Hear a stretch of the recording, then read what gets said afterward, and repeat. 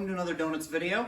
Without creating a sob story, just to throw this right out there, I got in a wreck the other day and completely totaled the Blazer. And here are pictures and videos. This is the aftermath. So.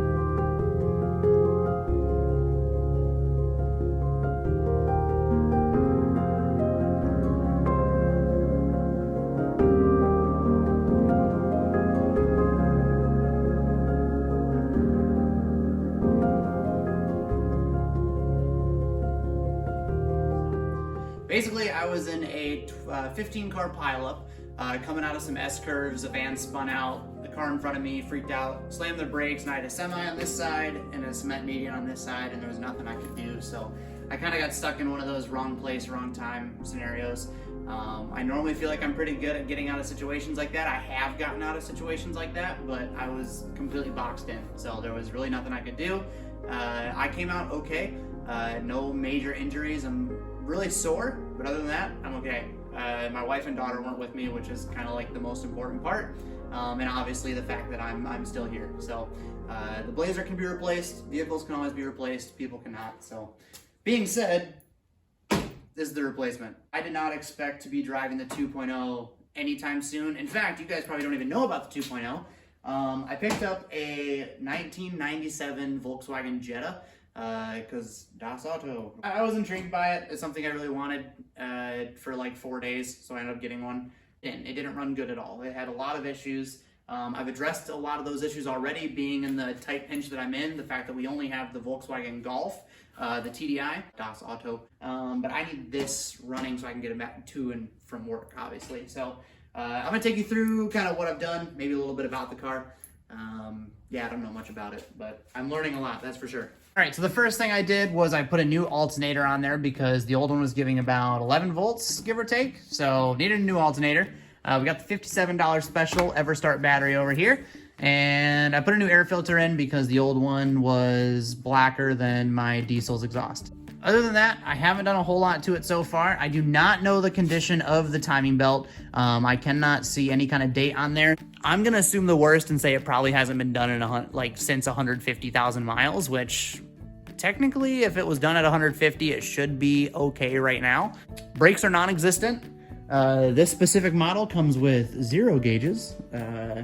So yeah, nothing works on the gauge cluster. So I do have a couple aftermarket gauges, just for the special things like temperature, oil pressure, the RPMs, all that good stuff, you know. We're gonna try and get those in at some point just so I can kind of see what's going on. I did put an exhaust on it. It had absolutely no exhaust. So it doesn't have an exhaust on it. If you remember the Toyota Prius from like the second Donuts episode ever, I straight piped it, which was a totally good idea.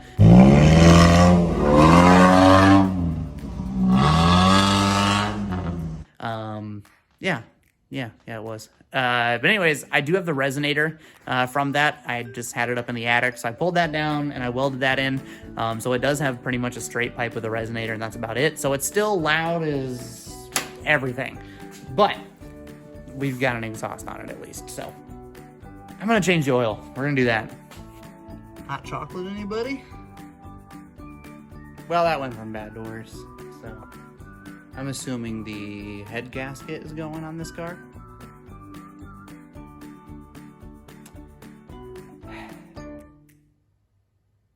Well, we'll pretend we didn't see that. We'll put new oil in it and we'll call it a day. All right. Smile through the pain. Not to jump to full conclusions here, for real. We're gonna check the radiator and see if we're low on coolant. If we're low on coolant, we very well could have blown a head gasket, or it's got a blown head gasket. But if it's not low, it could have been just from sitting. This car has sat for a long time. Can you even see me? It has sat for a long time. I have let it sit for a while. Moisture gets inside the engine. If your oil is not being changed, it's gonna get moisture in there and it's gonna come out like chocolate milk, right?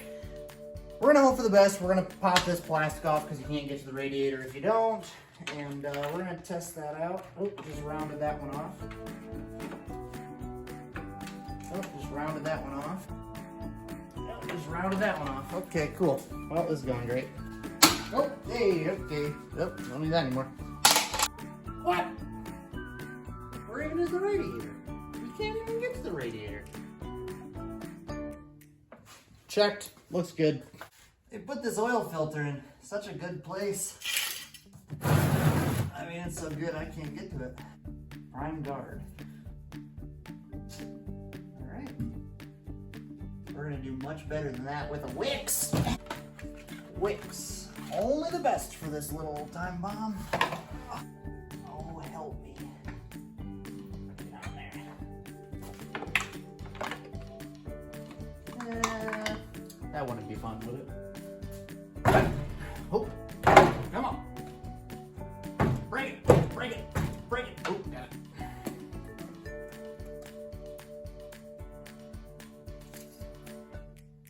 Almost there.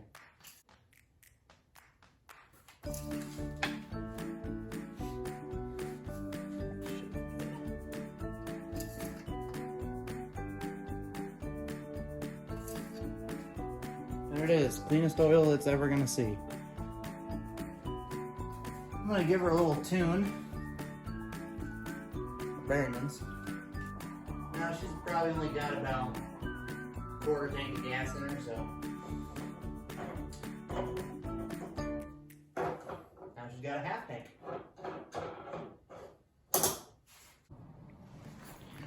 Alright, we're not gonna run it for too long because I don't want my neighbors to hate me.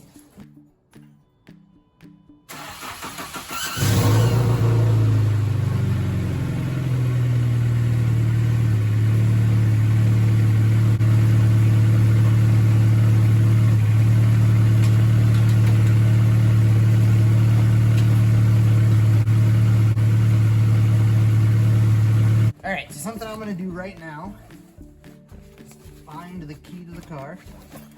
Found it along with, oh, look at that. Ooh. So what I'm going to do right now is we're going to go and run the check engine light. Things that I'm really hoping not to see is like misfires in cylinders, but we're about to find out.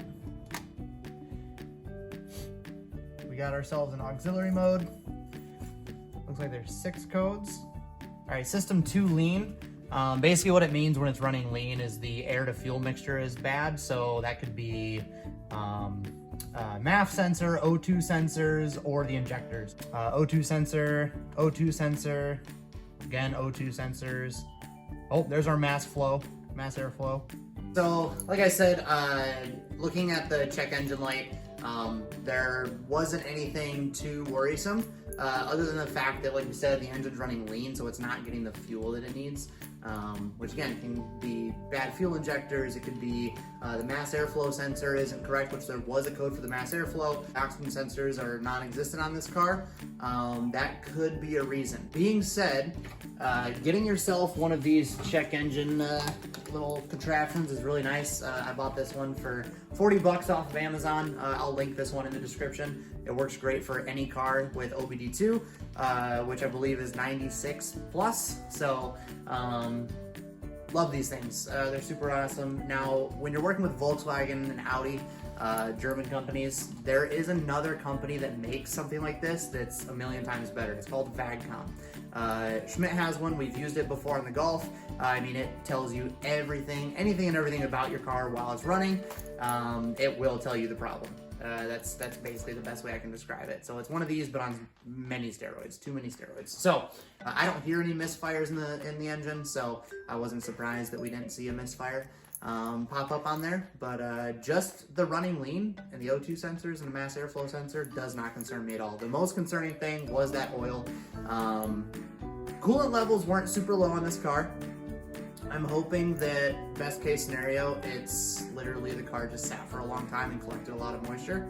Most likely isn't though. It most likely does have a blown head gasket, and we will find that out. So it just might seize up on me, nothing crazy. So yeah, no, that's gonna do it for today's episode. I need to address brakes. We're gonna do that in the next episode. Yeah, so see ya.